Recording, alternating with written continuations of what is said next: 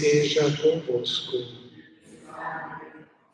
Proclamação do Evangelho de Jesus Cristo segundo São Lucas.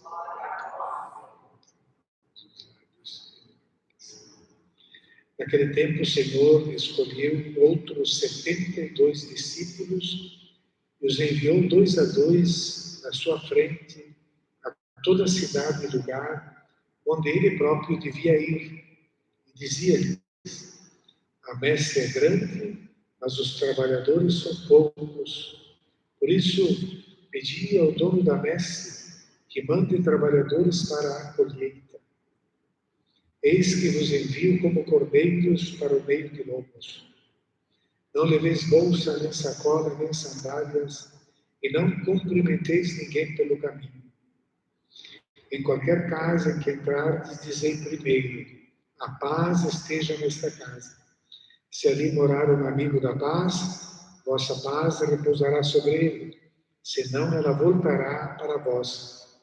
Permanecei naquela mesma casa, comei e bebei do que tiverem, porque o trabalhador merece o seu salário. Não passeis de casa em casa. Quando entrardes numa cidade e fordes bem recebidos, comei do que vos servirem, curai os doentes que nela houver, e dizei ao povo: o reino de Deus está próximo de vós. Palavra da salvação. Podemos sentar um instante, irmãos e irmãs. No lugar de São Lucas, nós vimos já nessa carta de Timóteo, a segunda carta de Timóteo, que é a primeira leitura, Paulo está dizendo claramente: todos me abandonaram, só Lucas está comigo. E então ele fala, descreve essa realidade e se vê então, este Lucas ele é um discípulo de Paulo.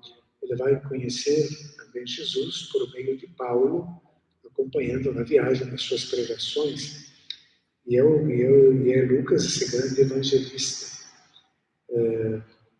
Então ele provavelmente, segundo uma tradição, ele vem da Antioquia da Síria, onde esteve ali pregando tanto Pedro como Paulo, em Antioquia.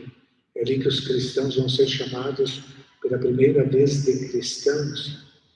E ele, como autor do terceiro evangelho e dos Atos dos Apóstolos, ele é mencionado em alguns textos do Novo Testamento, como, por exemplo, na carta de Filemo, nessa carta de Timóteo, que nós ouvimos agora, na carta aos Colossenses, ele é chamado Lucas, o amado médico.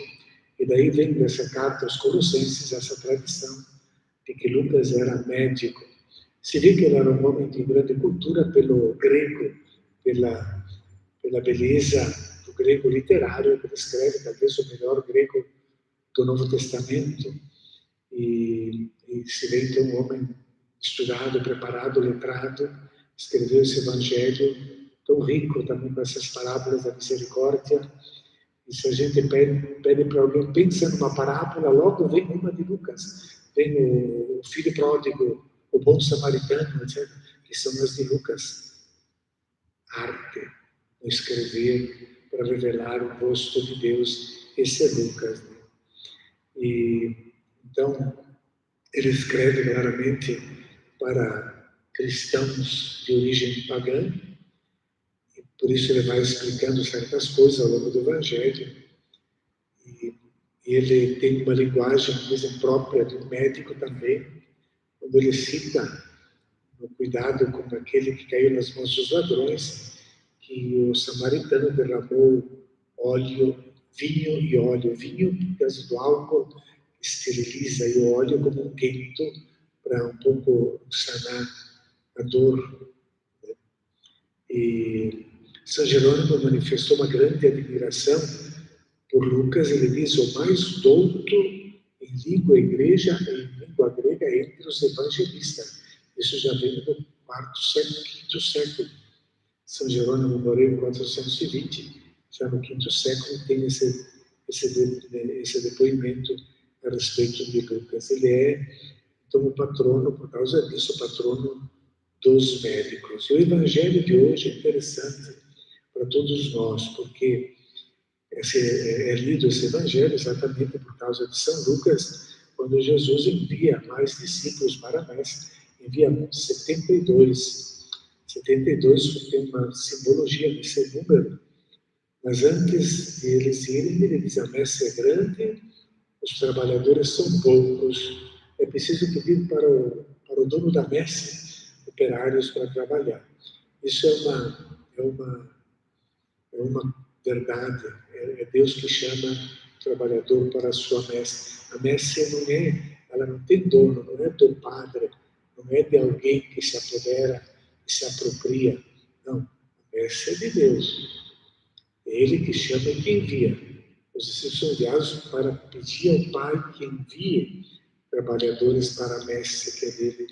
E adverte que eles vão para a messe como cordeiros no meio de lobos, facilmente serão agarrados, matados, assassinados, como hoje em dia. Exatamente igual, sempre foi assim na história.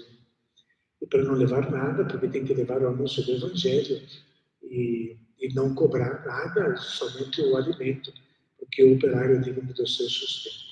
Mas é interessante que ele manda, que tem um aspecto que talvez só agora, no século passado, mas uma realidade que está presente desde o início da igreja, que é essa de que Jesus envia para a colheita.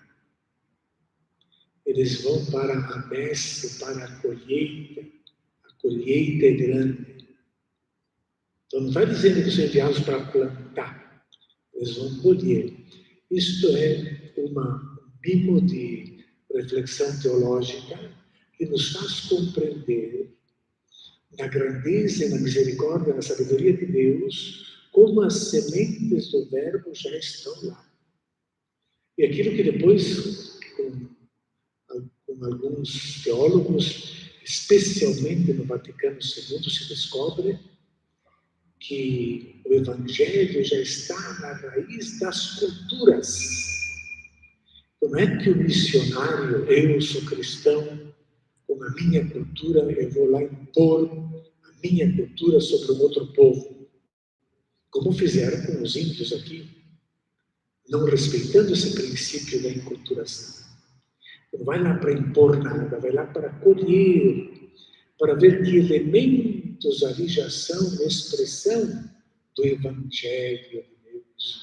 E aí, então, o Evangelho ele vem das raízes, ele fica enraizado, arraigado, fica forte, se transforma em cultura, e não pela imposição que vem de fora.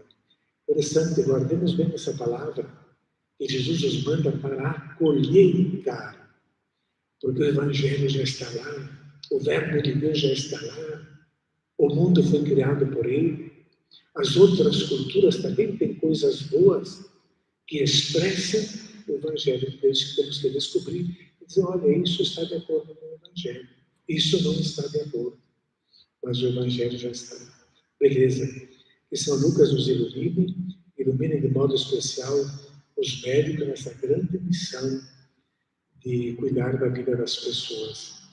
Que possam sempre surgir, embora nesse mundo se tenta fazer de tudo, fazer comércio, e só não vendem no ar porque não tem como fazer isso, mas querem privatizar a água, privatizar a saúde, etc.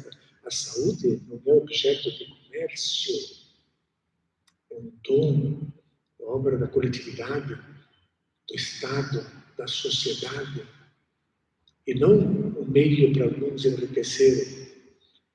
E, no entanto, nós sabemos como vão hoje as coisas, tanto comércio em cima da saúde. Que os médicos tomem consciência, saibam a sua grande missão, que é de cuidar da vida, e não de privatizar a saúde para ser meio para enriquecer uns poucos no mundo de hoje. Dia dos médicos, rezemos pelos nossos médicos. E agora vamos fazer o nosso ofertório.